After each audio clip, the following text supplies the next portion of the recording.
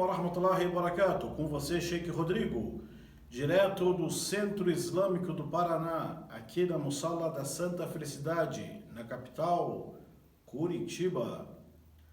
Queridos irmãos, prezadas irmãs, dando continuidade nas aulas de estudo corânico que nós começamos nas semanas passadas, onde falamos anteriormente que iríamos comentar as 10 últimas suras do Alcorão. Por que as 10 últimas suras? São as suras mais curtas, as menores suratas do Alcorão. E também por um outro motivo. Por ser as menores suras do Alcorão, são aquelas suras que quase todo mundo lê durante as orações, né? São aquelas suras pequenas, poucos versículos, que são as primeiras suratas do Alcorão que uma criança aprende. Então, nós repetimos, escutamos essas suratas quase diariamente. Mas o mais importante disto é, além de decorar e recitar e repetir, é saber o significado, o entendimento. E hoje nós vamos completar essas 10 últimas. Hoje nós vamos falar da surata número 105, 106, 107 e 108. Surata Al-Fil, do elefante. Surata Quraish, os Quraishitas. Surata dos obsequios, Al-Ma'un. E Surata Al-Kawthar, a abundância. Eu vou usar estas duas traduções do Alcorão Sagrado, uma do professor Hilmi Nasser e outra do professor Samir Al-Haik. Porque são as traduções que nós temos acesso aqui em língua portuguesa, aqui no Brasil, tá ok? Então, preste bem atenção. Nós vamos começar então com a surata número 105, que é chamada surata do elefante, né? A surata do elefante. Eu vou usar as duas traduções aqui. A surata do elefante, surata número 105, é chamada Surat Al-Fil, surata do elefante, né? Surata do elefante. A surata do elefante, Surat Al-Fil, ela tem 5 versículos. Pode ver que essas 10 últimas suratas, elas dão 5 ou 6 versículos no máximo, né? Isso facilita a memorização, facilita o entendimento, a compreensão, tudo isso. Por isso nós escolhemos as últimas. Nas aulas seguintes, nas outras aulas, vamos pegar já alguns assuntos por dentro do Alcorão, tá ok? Bom, vamos lá. Surat Al-Fil, a sura do elefante, ela tem 5 versículos. 5 versículos. 17 palavras. Claro que eu estou falando no árabe, não em português, né? 17 palavras. 70 letras. 5 versículos, 17 palavras e 70 letras. É difícil decorar? Claro que não é difícil. Claro que não é difícil decorar essa Surat Al-Fil. É só você botar aqui, escutar, entra no YouTube ali, procura um leitor que você se habitua com a recitação dele, calma, uma forma pausada, calma, escuta e repete. Escuta até decorar, depois vai na frente gente de um sheik ou das pessoas que você conhece, que sabe essa surata, lê na frente dele. Se der tudo certo, você vai repetindo e decorou. Assim que se memoriza o Alcorão. O correto seria memorizar, não dizer decorar, né? Porque nós decoramos algo só para aquele momento. Memorizar fica para sempre na nossa mente. Correto? É memorizar o Alcorão. Então, a Surat Al-Fil, Surat Al-Fil, ela tem 5 versículos, 20 palavras. Surat Al-Fil tem 5 versículos e 20 palavras e 96 letras. Vamos lá. Em árabe fala assim: A'udhu billahi minash shaitanir rajim, bismillahirrahmanirrahim. Alam tara kayfa fa'ala rabbuka bi ashabil fil? Alam yaj'al kaydahum fi tadlil? وأرسل عليهم طيرا أبابيل ترميهم بحجارة من سجيل فجعلهم كعصف مأكول. A tradução do professor Hilmi Nasser: não viste como teu Senhor agiu com os donos do elefante? Não fez ele a sua insídia ficar em descaminho e contra eles enviou pássaros em bandos, que lhes atiravam pedras de sigil, então tornou-se como folhas devoradas. A tradução do professor Samir Haik. Não reparaste no que teu senhor fez com os possuidores do elefante? Acaso não desabaratou as suas conspirações, enviando contra eles um bando de criaturas aladas, que lhes arrojaram pedras de argila endurecida e deixou as plantações devastadas pelo gado, como as plantações deles tivessem devastadas pelo gado. Surat Fil, ela foi uma das primeiras suratas a serem revelada, claro.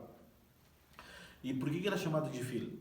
O elefante, né? Sendo que na Arábia não existia elefante. Por um episódio, um acontecimento, que é acontecimento, inclusive os árabes, eles marcavam, o calendário dos árabes, eles conheciam os meses, conheciam os dias, mas o ano dos árabes é para os acontecimentos grandes. Foi chamado o ano do elefante, Am al-Fil, o ano do elefante.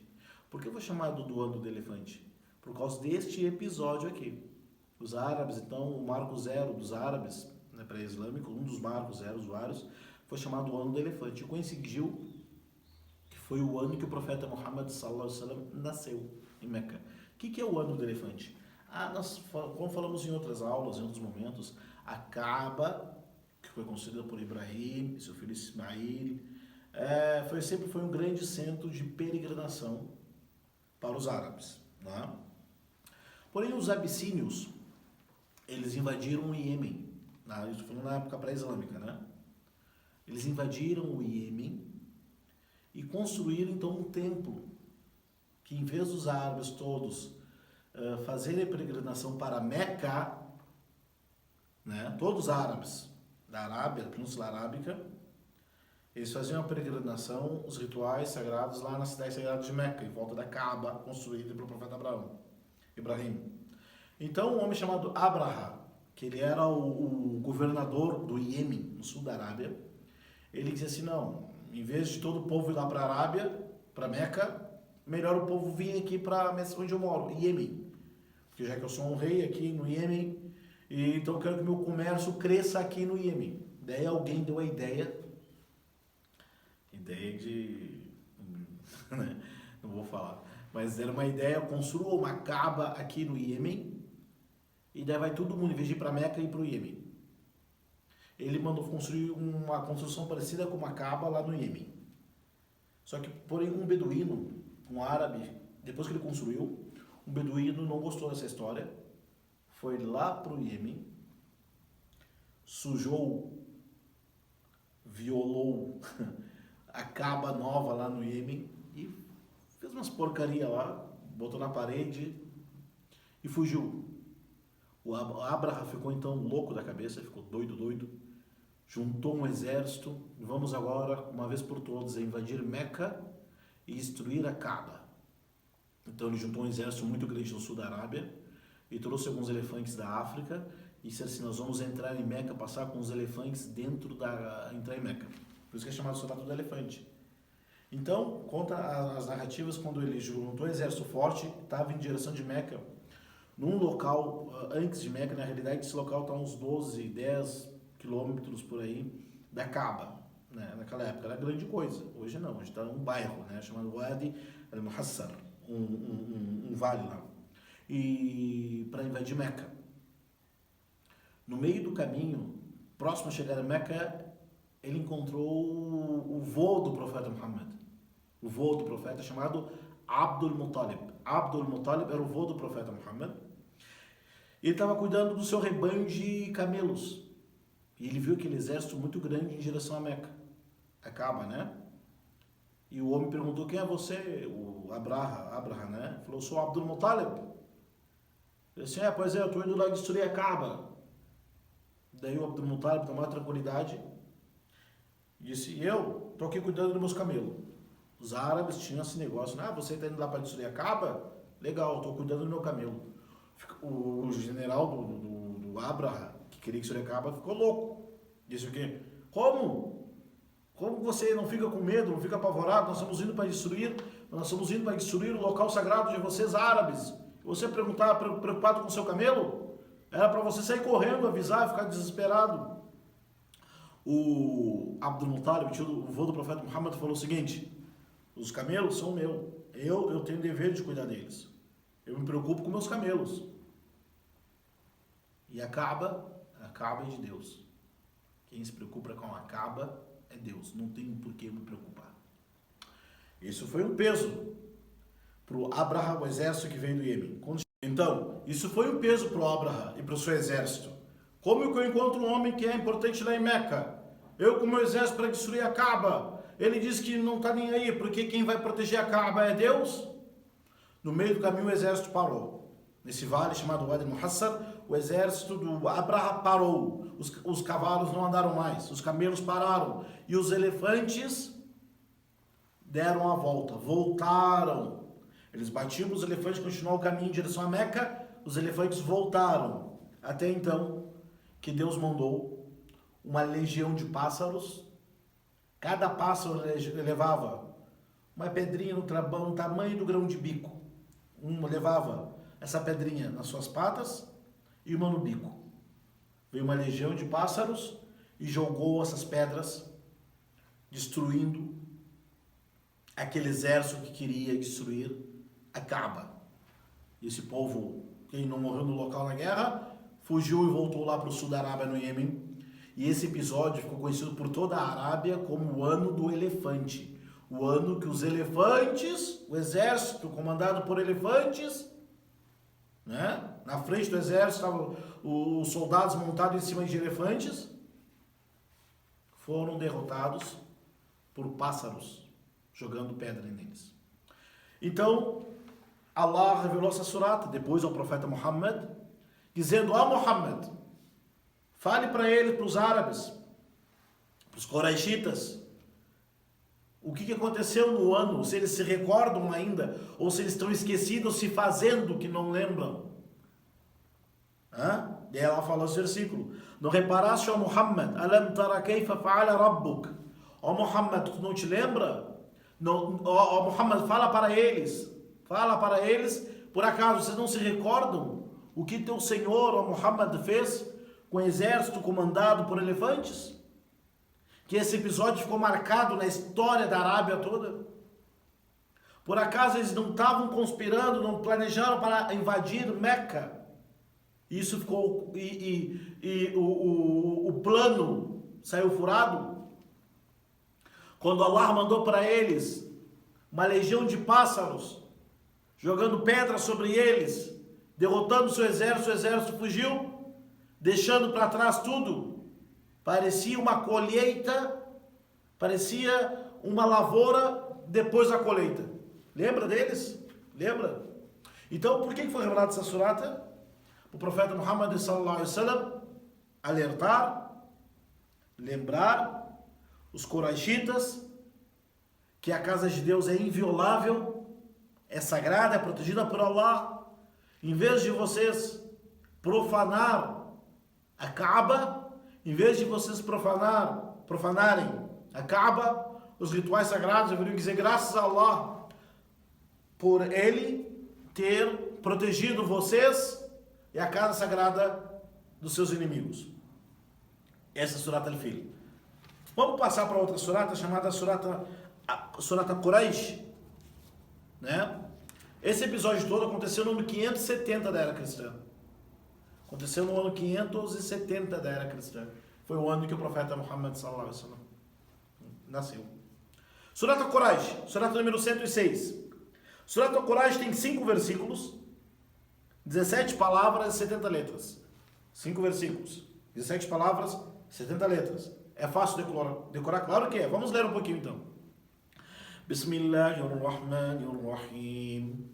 Li'ilafi Quraish, ilafihim رحلة الشتاء والصيف فليعبدوا رب هذا البيت الذي أطعمهم من جوع وآمنهم من خوف. Essa surata número 105, então nós falamos que é o episódio do elefante, que Deus mandou os pássaros para destruir o exército do elefante, comandado por soldados montados em cima do elefante. Na Surat número 6, chamado Coraxitas, fala também para os árabes, os mequenses, os Coraxitas. E sobre os Coraxitas, essa tribo árabe era a tribo grande lá que prevalecia, que eram os xerifes de Meca. Tanto é que o profeta sallallahu alaihi wasallam, sim, ele falou o seguinte: Allah me escolheu, diz assim, Allah escolheu, elegeu entre os filhos de Ismael um homem chamado Kinana, a tribo dos Kinana.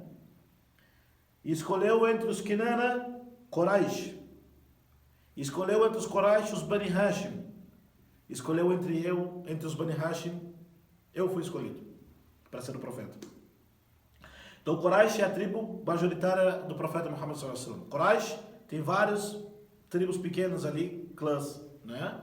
Quraish é a tribo grande lá em Meca. Até hoje existe o nome Qurashi, as pessoas conhecidas lá na Meca. Muitos moram em Jeddah, muitos moram em Taif. Tem até um amigo meu, dois amigos, um sheikh lá que mora em Jeddah, gente fina. Sheikh Hilal al-Qurashi, gente fina. Bom, Surata dos Quraish, os Quraishitas. Assim como a Surat al-Fil fala para os árabes, os Quraishitas, se lembrarem do passado deles, lembra agora do presente. Olha o que fala essa surata. Tradução do professor Samir Haik. Pelo convênio dos Quraishitas. O convênio das viagens de inverno e de verão.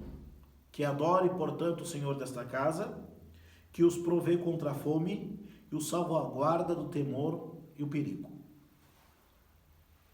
Na surata, tradução do professor Helmi Nasser fala o seguinte: pela causa do pacto dos Quraish. Seu pacto de viagem de inverno e verão. Que eles adorem então o Senhor dessa casa, que os alimentou contra a fome e os pôs em segurança contra o medo. Resumo. Esta sura, Allah está falando para o profeta, Muhammad, fale para os Quraishitas. O pacto, ou melhor, a posição de vocês Quraishitas entre os árabes. Que vocês são os guardiões da casa sagrada. Vocês são os guardiões da casa construída por Abraão e seu filho Ismael. Vocês, entre as tribos árabes, são os mais nobres, porque vocês protegem o recinto sagrado. Quando vêm as outras tribos árabes, vocês são os encarregados de servi-los, de protegê-los. Eles trazem, os Quraishitas, todos os povos árabes, na Península Arábica, todos os povos trazem para vocês presentes, os protegem só porque vocês são de Meca e protegem o povo de Meca. E quem vai fazer a peregrinação? Pela viagem que vocês fazem no inverno e no verão. Ou seja, no inverno, os Quraishitas eles iam lá para o norte, lá para a Síria. Para fazer turismo? Não. Compra e venda. E no verão eles iam lá para o sul, lá no Iêmen. Fazer turismo? Não. Compra e venda, fazer negócio. Isso garantia para os Quraishitas, além do status social, religioso, que eles eram os xerifes, os prefeitos, eles que administravam Meca e o recinto sagrado, dava status social para todos os árabes, dava também um grande status econômico financeiro. Porque eles poderiam ir para o norte e para o sul da Arábia, onde não tinha segurança, não tinha polícia, não tinha ninguém cuidando de ninguém, era terra de louco. Eles iam, e nenhuma tribo de beduínos, de nômades, de assaltantes, bandidos, se atrevia a atacá-los. Por quê? Eles são os Quraishitas, são guardiões da Kaaba. Nós temos que respeitá-los e protegê-los por causa que eles protegem a Kaaba. Então os Quraishitas, eles tinham então uma autoridade, certa autoridade social, né? Era uma elite entre os árabes. Por quê? Moravam em Meca e cuidavam da Kaaba. Adoro então, já que Deus louvado seja, a palavra não é o elegeu, que eu quero utilizar, mas já que Deus favoreceu-vos em morar em Meca e proteger Kaaba, em troca de tudo isto, agradecei ao Senhor. Adorai o Senhor desta casa. Adorai aquele que mandou construir essa casa, Allah. Adorai o Senhor dessa casa. Não fazer idolatria. Não venere, não adore, não cultue a não ser Deus. Já que foi Deus que construiu a Caba, Deus que mandou construir a Caba, Deus que garantiu este status para vocês, adore então somente aquele que garantiu este status para você. Aquele que vos alimentou da fome e vos deixou em quê? E vos protegeu do temor e vos deu segurança. Olha só que versículo essa surá tem. Olha só o que quer dizer, pessoal. Olha só. Já que Deus os deu um prestígio social aos Coraxitas, porque a Arábia até então não tinha rei. Nunca teve um rei na Arábia, pré-islâmica depois. Então todo mundo mandava, era tribos fortes, onde o mais forte se apropriava do mais fraco, assim por diante. Não tinha isto, segurança, exceto com os Coraxitas, pois eles eram os guardiões de Meca. Onde todo mundo passava, tinha medo de ser assaltado, suas terras invadidas, sua cidade atacada, o povo de Meca estava seguro. Por quê? Eu moro na terra sagrada e os Coraxitas são os que protegem. Eles não precisavam buscar comida fora de Meca. Todos os peregrinos que iam para Meca, pré-islâmico, na época pré-islâmica, levavam comida para o povo de Meca. Deus agracia certas pessoas, tudo isto, mas esta graça não é questão de merecimento. Toda a graça que Deus dá é um teste de Deus. O que você vai fazer com aquilo que Deus te agraciou? Deus lhe deu segurança, lhe deu prestígio, você não passa fome, não tem medo. Tudo isso que Deus te agraciou, você vai fazer o quê? Vai agradecer a outro? Vai ser fiel com quem? Com Deus ou com outros? Então Deus revelou essa surata para o profeta Muhammad lembrar os Coraxitas da dádiva infinita de Deus com eles. Presta atenção no último versículo, versículo 4, que vos alimentou da fome e vos garantiu a segurança contra o medo. Não há dúvida que talvez a pior das calamidades, a pior das catástrofes é a fome. E nós vivemos no mundo hoje, como é que pode, em 2017, vamos falar assim, né? 2017, a era da tecnologia, como diz alguns, nós já vivemos a pós-modernidade e tem pessoas que passam fome. Incrível, né? Pessoas que passam fome. E aqueles que não passam fome não têm segurança. Então, a pessoa estar saciada de comida, ter o que comer e beber, independente da quantidade e onde e com quem ela está comendo e bebendo. Comer e beber,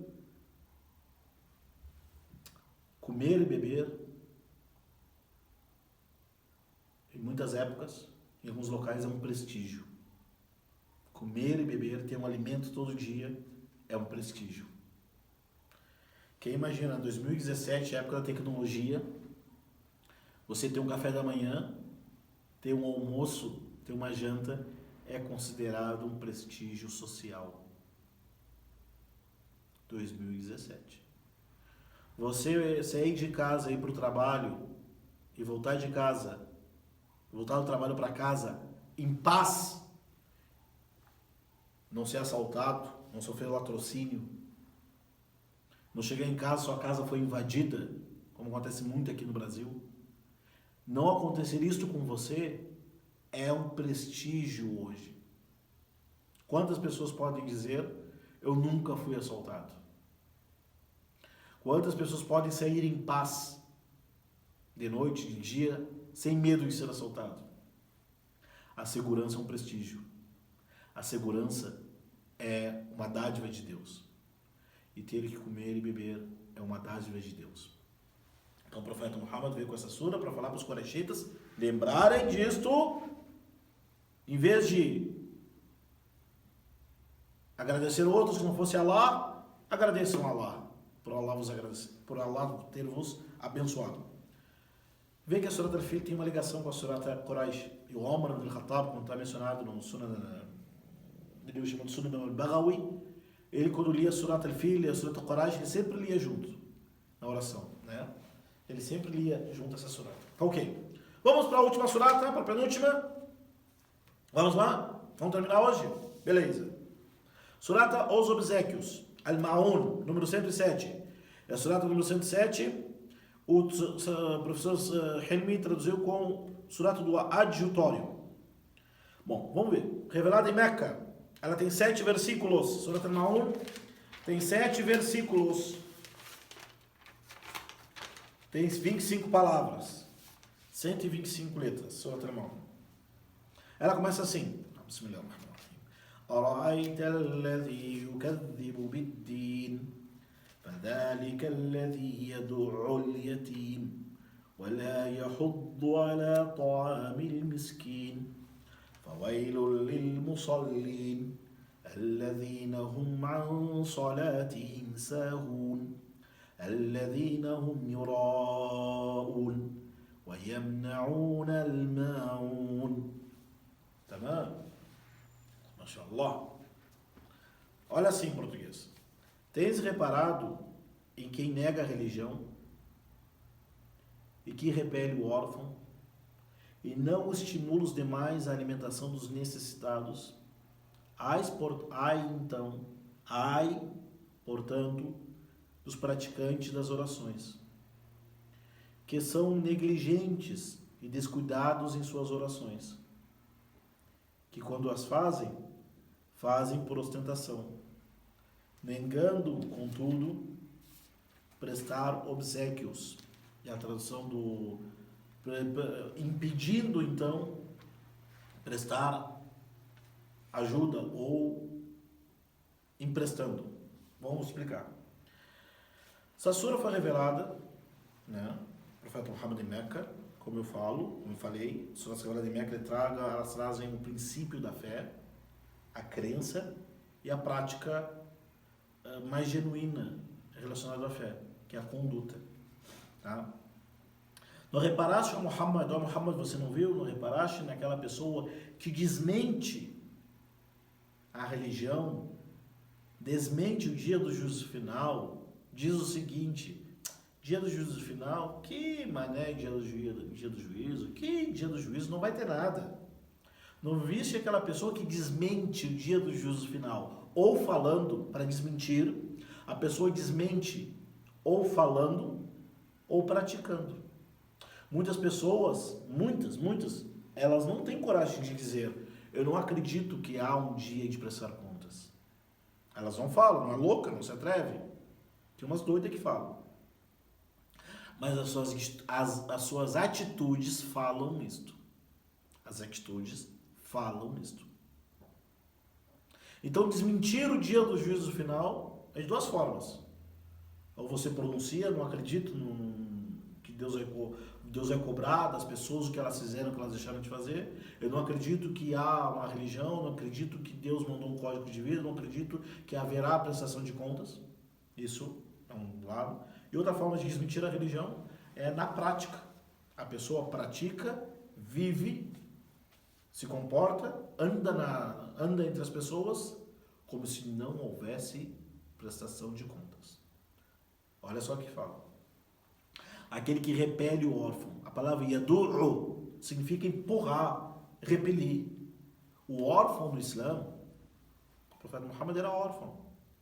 O profeta disse, sallallahu alaihi wasallam, quem acolher, proteger, amparar, cuidar, for generoso, um órfão, o profeta disse o seguinte: estará comigo assim no dia do juízo final.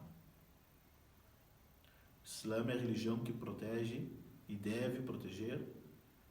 O Islã é a religião que incentiva as pessoas a protegerem os mais fracos, nesse caso os órfãos. São aquelas pessoas que perderam o pai. Claro que o órfão significa perder o pai e a mãe quando criança, mas dentro da teologia islâmica o órfão é aquele que perdeu o pai. Por quê? Porque, dentro, socialmente falando, seria o pai que iria mantê-lo, educá-lo, claro, a mãe, né? Mas o pai seria ele que iria mantê-lo, sustentá-lo e protegê-lo. Quando a pessoa perde A proteção externa, a mãe não tem como, né? A mãe é proteção interna pro resto da vida. Mas o pai seria aquela proteção interna, aquela pessoa que ela traria o sustento para a criança, queria proteger, defender, cuidar. Quando você perde aquela proteção, fica às mercês de quem? Fica à deriva. Então no Alcorão fala, não viste aquela pessoa que desmente a religião, que em vez de ele proteger o órfão e dar o direito do órfão, ele corre o órfão, despreza o órfão, faz bullying com o órfão. Em vez de proteger, não. Ele não protegeu, já é um pecado. Agora imagina repelir, imagina correr o órfão, uma criança. Tem pecado entre os humanos maior do que isso, gente? A pessoa repelir, correr, abusar, Deus me livre, vamos brilhar. Te indefeso. Uma criança, sei lá, se o pai ficar sabendo, o pai vai lá correr para defender. Se a mãe ficar sabendo, a mãe vai lá para defender. E o órfão? Quem vai defender o órfão? Quem vai cuidar, vai dar o carinho? Então Allah fala assim, está falando para a Arábia, para os árabes, no 600 depois de Cristo, ó árabes, como é que vocês têm coragem de correr o órfão? Ó, versículo pesado. Foram os primeiros versículos que Deus revelou ao profeta Muhammad.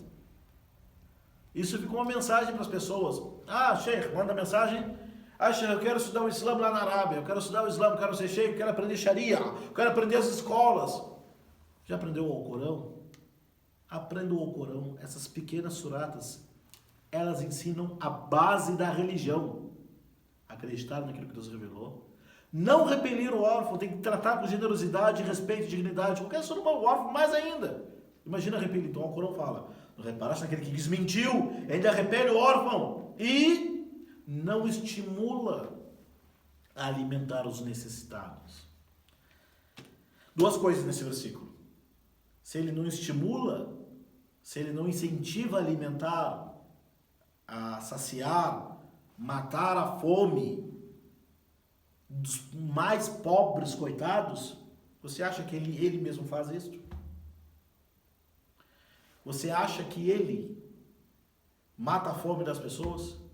Você acha que essa pessoa que diz, não, tem uma pessoa pedindo, pelo amor de Deus, estou passando fome, preciso de comida, preciso de água, eu estou precisando. Se eu bati na sua porta é porque todo mundo já fechou para mim.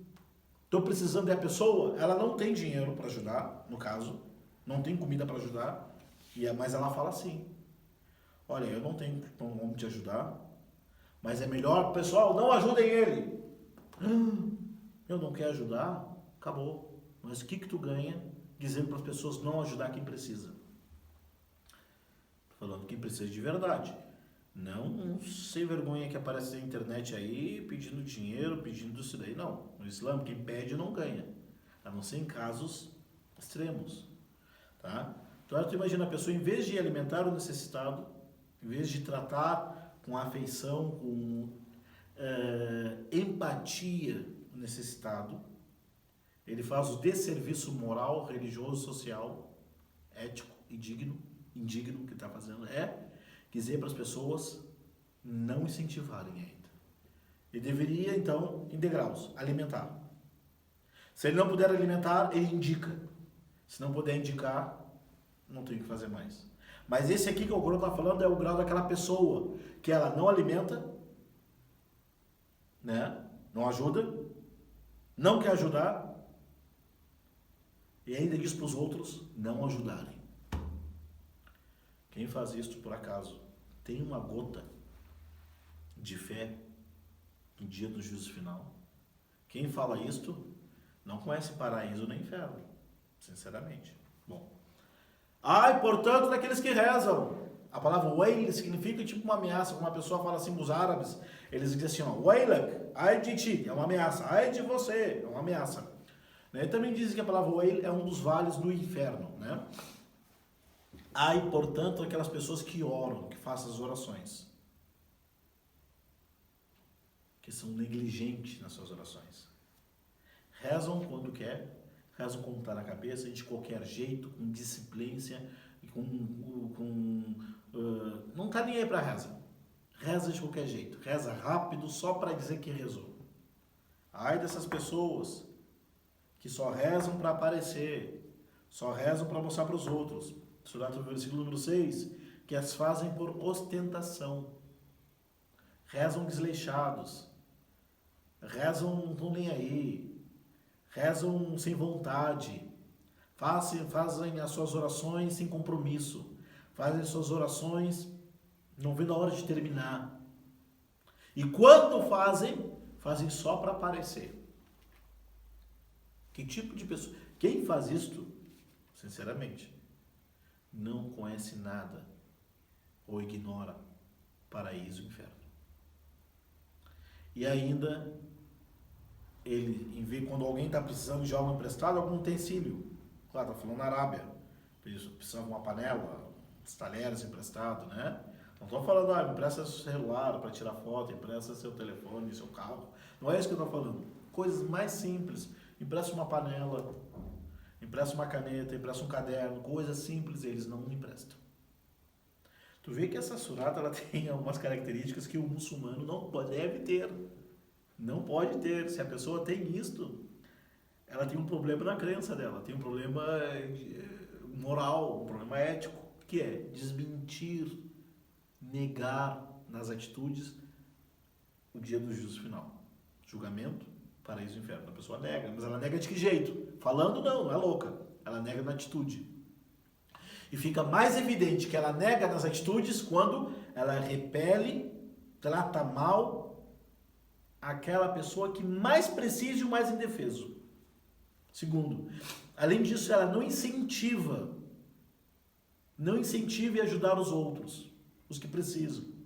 2. 3. Além disso, ela quando reza, faz de qualquer jeito, um desleixo, e quando reza faz por ostentação, e as mínimas coisas para emprestar, para ajudar, ela não quer fazer.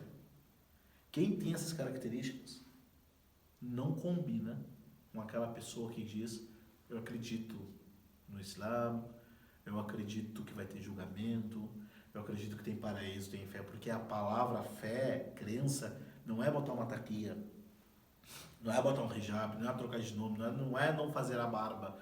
Isso aí qualquer um faz. A fé no dia do juízo final não é falar acredito em Allah. Tudo bem, eu também falo, qualquer um fala. A fé ela é comprovada com as atitudes, com as ações. Então vamos repetir essa surata. Tens reparado naquele que desmente e nega a religião, nega o prestar de contas? Qual é a característica dele? Ele repele o órfão, não incentiva a alimentar o necessitado. Então, quando ele reza, porque quando ele reza com descuido, com relaxo, e quando faz por ostentação, e ele se nega em ajudar a coisa mais simples que tem. Quem tem essas características, ou ela deve negar a existência do prestar de contas e dia do juízo final. E vamos terminar. Última surata que nós vamos falar é a menor surata do Alcorão, chamada Surat Al-Kawthar. Surata número 108. Que o professor Hermin Nasser traduziu como abundância e o professor Senahai também traduziu como abundância. Muitas coisas, abundante, né? Abundância. Surat Al-Kawthar, ela tem 13 versículos. Não, desculpa, tem 3 versículos. 3. 10 palavras. 42 letras. É a menor surata do Alcorão. Bismillahirrahmanirrahim. Inna a'tainaka al-kawthar. Fasalli li rabbika wanhar. Inna shani'aka huwa al-abtar. Fala assim em português. Em verdade, te agraciamos com abundância. Reza, pois, o teu Senhor e faça o sacrifício. Em verdade, quem te odia será o privado de toda esperança. Já vou explicar. Por que essa surah foi revelada? O profeta Muhammad sallallahu alaihi wasallam, ele teve 8 filhos. Desculpa, ele teve 7 filhos, o profeta Muhammad. Desses filhos que o profeta teve, dos homens, né? Todos eles morreram quando crianças. Tinham 2, 3 anos, cada criança, né? O filho mais, o primeiro filho do profeta Muhammad, quando ele teve filho com a Khadija, ele tinha um filho chamado Al-Qasim. Al-Qasim era o primeiro filho do profeta Muhammad. E quando era da tradição dos árabes, que o nome da pessoa é levado pelo filho, não pela filha. É a tradição dos árabes que o filho, ele carrega o nome e o sobrenome do pai. Por exemplo, meu filho, Abdurrahman, ele carrega o meu sobrenome. Ele carrega, quer dizer, será conhecido depois Abdurrahman ibn Rodrigo, né? Isso é costume dos árabes, tá? E morreu o último filho do profeta Muhammad, menino, ficou só as meninas. Então os Quraishitas, aquele povo bonzinho lá que combatiu o profeta Muhammad no começo, bonzinho entre aspas, né? No começo, começaram a dizer: agora espera, já que eles tentaram acabar com o profeta Muhammad, tentaram perseguir os muçulmanos, torturar os muçulmanos, não conseguiram, tá? Mas depois que eles perceberam que não ia ter como, eles falam o seguinte: espera aí, quando Muhammad morrer, já que morreu todos os filhos homens dele, quando ele morrer, ninguém mais vai lembrar dele. Ninguém mais irá lembrar de Muhammad. E daí aconteceu o que faleceu o filho do profeta Muhammad, Abdullah. E daí os inimigos do Islã começaram a falar: e coisa boa, morreu o filho do profeta Muhammad, então Muhammad agora ele será privado da sua lembrança, ninguém mais, ele não terá posteridade.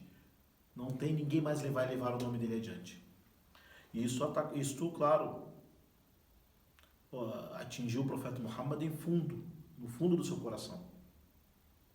Porém, Deus firmou o seu profeta Muhammad, dizendo: Inna a'tainaka al-Kawthar. Ó Muhammad, nós te concedemos, te daremos, quer dizer, al-Kawthar. O que é Kawthar? Dizem que Kawthar é um rio no paraíso.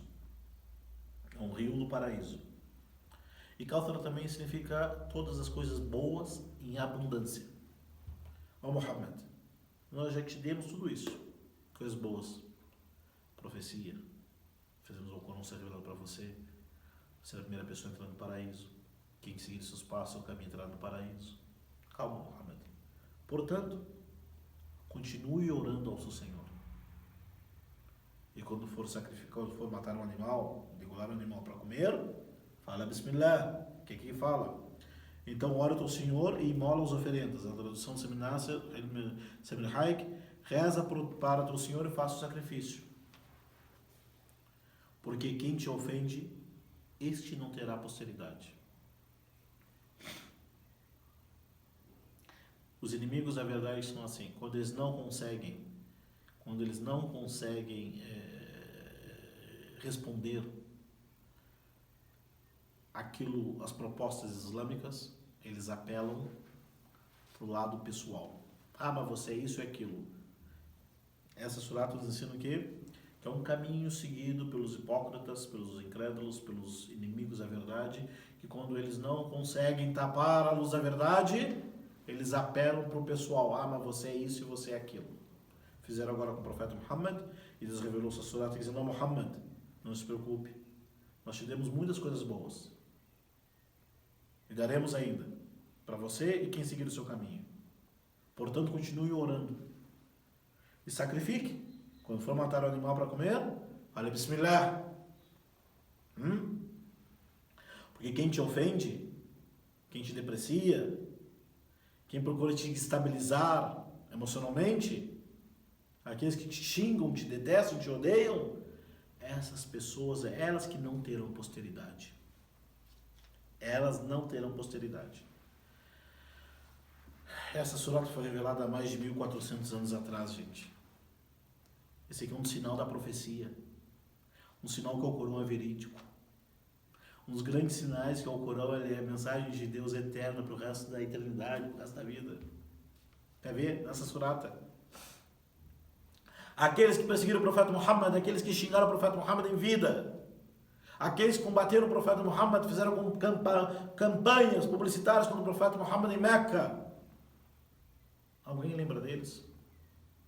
Alguém sente orgulho de dizer: eu sou descendente do Abu Lahab, do Umayya bin Khalaf, do Abu Jahl? Alguém sente orgulho de se falar: eu sou descendente deles? Os nomes deles aí estão em que lugar? Só nos livros de história, todo mundo quando escuta xinga eles ainda. Já o nome mais conhecido do mundo hoje, Muhammad. No final da história, hoje, quem é que não tem posteridade? Quem é que morreu e terminou a sua recordação? Você, Muhammad, e a sua mensagem? Ou quem que xingava e te ofendia? Quem te xingava e te ofendia? Há mais de 10 anos atrás, lá na Dinamarca, fizeram caricaturas contra o profeta Muhammad, tentando ofender o Islã, ofendendo o profeta do Islã. O que aconteceu? Mais pessoas se converteram ao Islã. Mais o povo muçulmano quis conhecer melhor sobre o profeta Muhammad. Vai ver na Europa quantas pessoas têm o nome chamado Muhammad. Vai nos países muçulmanos, ou tem Muhammad, ou Mahmud, ou Ahmed. São os derivados. É o nome mais falado, mas hoje em todo lugar do mundo tem alguém falando Ashhadu anna Muhammadan Rasulullah. Hoje. Qualquer parte do mundo vai ter alguém falando Muhammadan Rasulullah.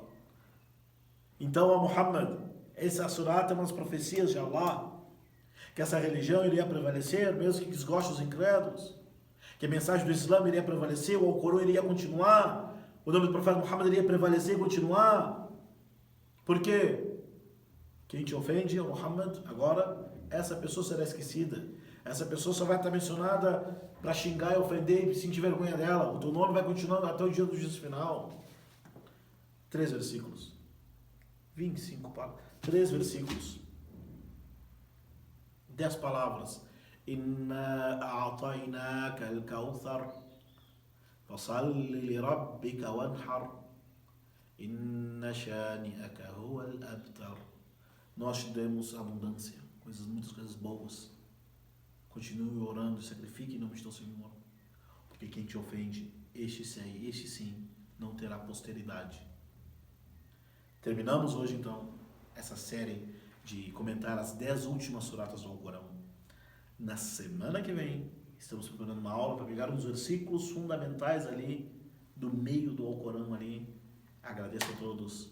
Assalamu alaikum wa rahmatullahi wa barakatuh.